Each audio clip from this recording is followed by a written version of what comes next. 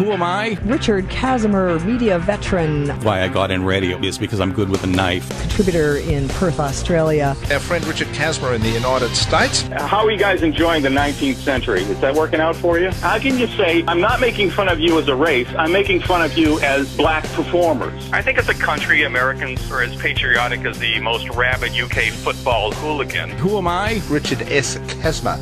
Well, our task, if we chose to accept it, which we certainly did, is to get in contact with our friend Richard Kazimer in the United States and find out what's going on the other side of the pond. Morning, Richard. Good morning, sir. How are you? Yeah, not bad, not bad. One of the things we like to do, as you well know, is to pick your brains a bit and to find out some information. I don't know whether it's bridging some sort of cultural gap, but at least getting to understand how different things work in different parts of the world. And something that's really interesting is, of course, the cost of a university education. And it comes into sharp focus here from time to time when they talk about the cost of a university education. So I thought to start off with, we could talk about how people pay for a university education in the United States at the average university. There are student loans available. The bulk of student loans come from either the U.S. Department of Education and a financial institution called Sallie Mae, which distributes Department of Education funds. The Sallie Mae loans are funded by federal education money, and yet it's charged at a very high interest rate. Now, President Obama recently was proposing to take that loan money away from Sallie Mae, away from the private financial companies, and have it go back to the U.S. government to handle all student loans at no or low interest rates. He's even talking about free education loans if the student spends the first couple of years after graduation using their education for community services. But that's basically it. You don't go to your local bank and get a student loan. It's a U.S. Department of Education loan, and then there's also grant money available, and then the bulk of it is for Sallie Mae. Okay, when you talk about Sallie Mae, is there any loose relationship? I mean, we've heard of, Fannie Mae and Freddie Mac, or the other way around. Are they sort of an interconnection in there somewhere? Yes, it is. They're not actual people. These are financial institutions, and Sallie Mae is the primary institution that handles student loans in this country. How much does the average university education cost? I mean, we talk about a student loan. It's what we call a HECS in this country. HECS stands for Higher Education Contribution Scheme. And basically what happens is you amass the debt, which you then pay off after you start working, and how much you pay off and the rate at which you pay it off is determined by the income you earn. So in one sense, I suppose it's seen as being a fair way. In another sense, what it does is it loads people with a debt at a time when they're traditionally going to want to be loaded with debt anyway, because that's when they're going to want to buy their first house and first car and all that sort of stuff. However, it's probably in that sense the fairest way you can go at the very beginning. But what sort of prices are we talking about in the United States? Well, there's three basic higher education options here in the United States. There's city or community colleges. Now, these are usually located in most of the major cities. It's operated either by the city, by the state education department, or even by a private company. They're two-year courses. They're certificate courses. These are for administrative jobs, so you'll be studying business management, certified public accounting, paralegal work, etc. They're night courses for working adults. There's no housing. It's strictly a commuter student scenario, and these are very affordable. You then go on to state colleges. The campuses are in several key locations throughout the state. They're operated under the state's education system. It's a mix of residential and commuter students. Education is very comparable to private colleges, but at a lesser price.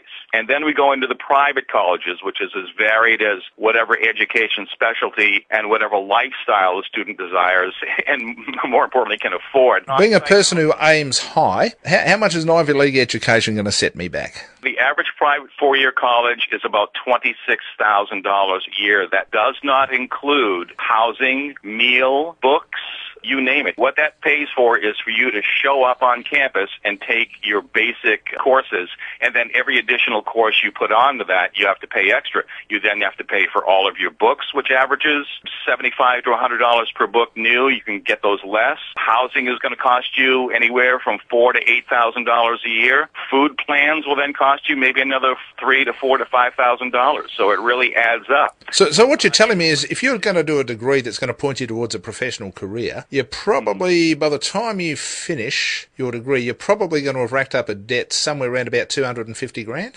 Absolutely. And that's just a basic four-year college, depending on what kind of school you're going to. Like Harvard is going to be different than Yale. Yale is going to be different than MIT. MIT is going to be different than Caltech or Berkeley. So it depends on the size of the campus, the courses you're taking, the area, the prestige of the college. So yes, you're talking a substantial amount of money for a four-year private college. So that's one of the reasons why I guess people look at scholarships, yeah? Absolutely.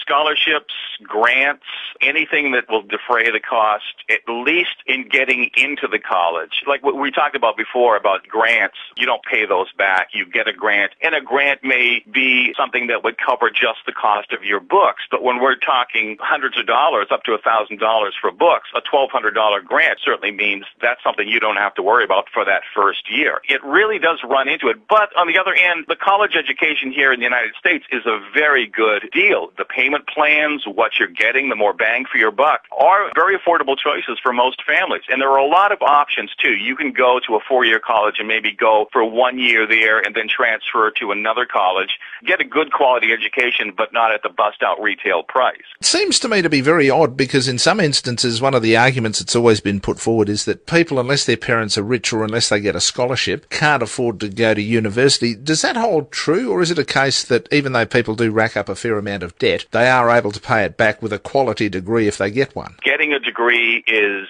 very important here in the United States. There are a few jobs that don't require a bachelor's degree, and many of them now more and more are requiring a master's degree. So it is very important. The higher your degree, the more your college education, the more money you stand to make in your lifetime. There are options. So if you can't afford to go to a private college, or if you go to a private college for a year or 2 years and then transfer to a state college, it's much less, but the quality and the degree are very much the same. So there are a lot of education options here in the United States. I know that there's sort of, I suppose, in some ways, a little bit of snobbery about which university you've been to. And, of course, when we talk about the Ivy League universities, they're very well known, Princeton, Harvard and Yale. And some of the more recent universities that also get mentioned are MIT, the Massachusetts Institute of Technology, and also UCLA. Other universities that, say, internationally we don't hear about, I take it the degrees from those universities are still recognised just as well, but perhaps they don't have quite the same pizzazz as some of those other degrees. Would that be right? It depends on who you're talking to, who's sitting across the table when you're going for a job interview. If that person isn't aware of Cambridge University in England, for example, you're dumbing it down. You know, you're talking to the wall. Anybody who knows anything can recognize an education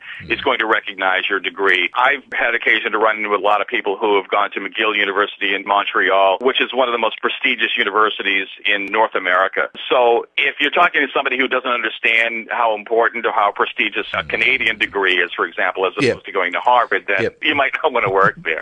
Yeah. Well, what about degrees from other universities within the United States itself, even if it isn't one of those prestige universities?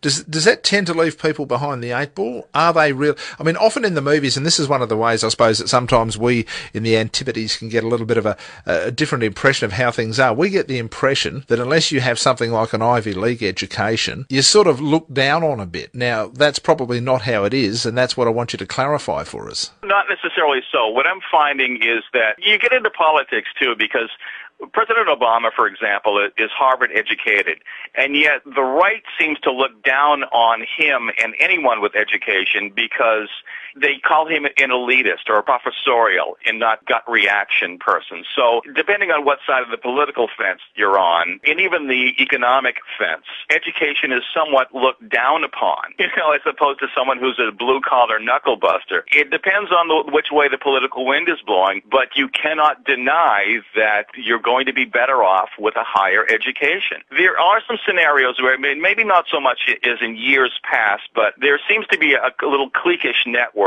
that if you graduated from an Ivy League school, there's a network available to you to go to businesses that are staffed with or owned by alumni, and then you have an easier foot in the door. How much that holds true anymore, I don't know, but I know it still does exist. Well, actually, I suppose in some ways you can also imagine that maybe that's one of the things that made those institutions great is the fact that they did have that alumni, and you do have that sort of bonding, and people sort of understand each other. And they understand that, hey, if you've come from this university or that university, Harvard, Yale or Princeton or somewhere like that, there can be an understanding where somebody can say, hey, listen, what that really means is that this person has been really well educated, and it might come down to something as simple as that, I suppose. It really does, and it's also part of the business model for colleges, too, that recruitment is the key thing of getting new students. Retention is keeping these existing students, getting a high graduation rate, and then the alumni donations is hitting up the past graduates for money. So the more you cater to your graduates during their school education and then following them after that, and even if it means networking with past graduates who are very successful out in the business world, and keeping in touch with them and having that network opportunity, it keeps that family solid. And, of course, the bigger your family, the more income or potential income you have. It's operated as a business, and they all take care of themselves. Now, the other interesting question here is, how are universities in the United States funded? Do they draw their revenue completely from donations and also from people's fees, or are there other sources? And to what extent, if any, does the government fund universities? Only state colleges. Rarely would a private college be funded by anything other than the revenue it generates from tuition payments, the donations, the investments that it makes, the endowments. But colleges, private colleges in general, do not get government funding. Okay, give us an example, if you would, of a state college and of a private college, just so we can get an idea. University of Massachusetts. And the name of a private college? Harvard. Okay, gotcha. Harvard University. Yep, gotcha. So MIT is a private college. So anything that is a university of any particular state is a state college. Okay. So whether it's University of Maine, University of Massachusetts, those are the state colleges and fall under the auspices of that state's education system. They get government money from the state. They get a certain amount from federal government. In addition, they get their operating expenses and everything else from the tuition. All private colleges are just that. They're private entities, private businesses. They can apply for certain things, waivers, tax breaks, things like that, but all of their revenue is, and that's how they want to keep it too. They do not want any government strings attached, because private colleges, their own communities, they are not beholden to any of the local laws. The students don't have any rights per se as far as search and seizure, as far as privacy or anything like that.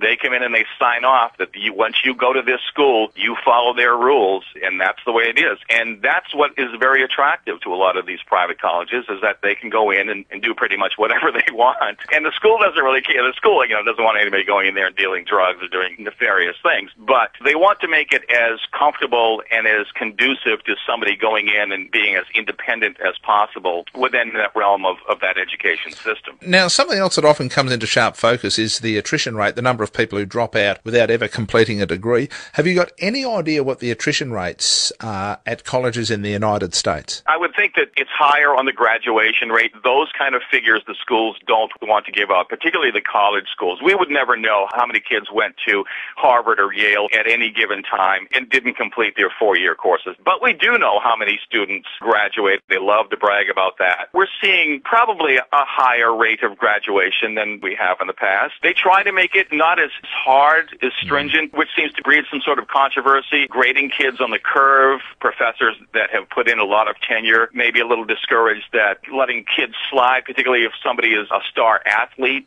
a minority, an exchange student. Things aren't as tough as it should be on these students. Yeah, I think something else that's also interesting when you have a look at how the whole university thing comes together. With your statement earlier that basically to get even some of the most menial jobs now you have to have a college degree to some extent, does that mean in some instances that people are, that you really are creating a two-tier system, and that some people are going to always be behind the 8 ball because they simply cannot afford to go to college at any level? In a word, yes. That's just the way it is. It's always been that way. It always will be that way. The problem is that there are so few middle-class or blue-collar jobs here in the United States over the past few years because we've shipped so many of our businesses overseas. So those service industry jobs are always there, but factory jobs, the real hands-on blue-collar jobs, are dwindling. So that's why you see that as a higher percentage of the unemployed, because we don't make anything anymore. If we can turn that around, then everything will be better. I was going to say, what's the... People to go to the technical schools, that would be better. What's the proposal proposal to deal with those sort of issues, because I don't see that trend ever turning around, simply because, as is the case here, most of our stuff like that now is made in China. In your case, I guess it's a combination between stuff that's made in China and stuff that's made in Mexico. The reason being that the labour costs are so much cheaper. American workers aren't going to work for the same sort of labour payments that Mexican workers are going to work for, and conversely Australian workers are not going to work for Chinese wages. So I don't see that manufacturing issue turning around anytime soon, do you? Well, it will have to be. If it's in higher technology, if it's new technology, yes,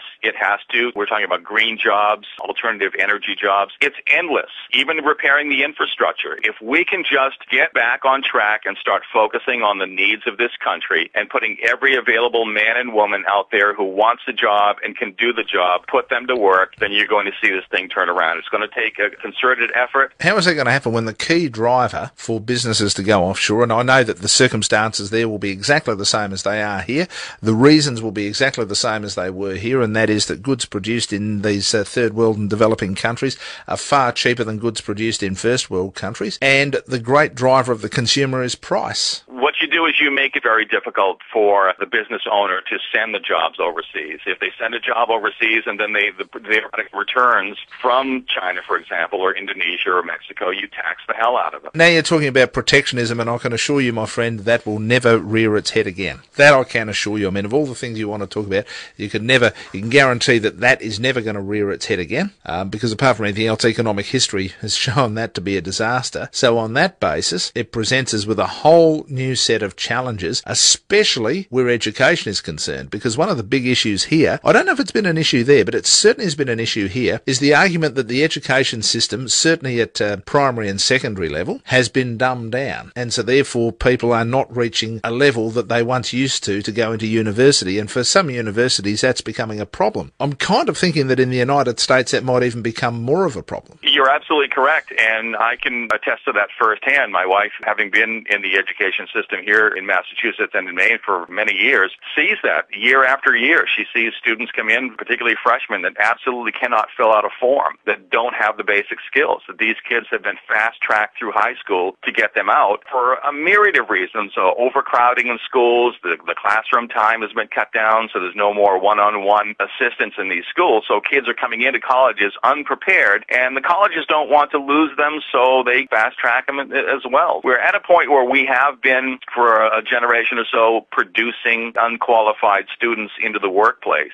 and we pay the price for it. There's no doubt about that. As always, my friend, appreciate your time. Don't forget, if you'd like to be Richard's friend, he's available on Facebook. Richard S. Kazimer is what you need to look for, and Kazimer is spelled Kazimer, Richard S. Kazimer. And just click that you want to be his friend, and he'll be friends with just about everybody. And my friend, we shall talk to you next week. All right, brother.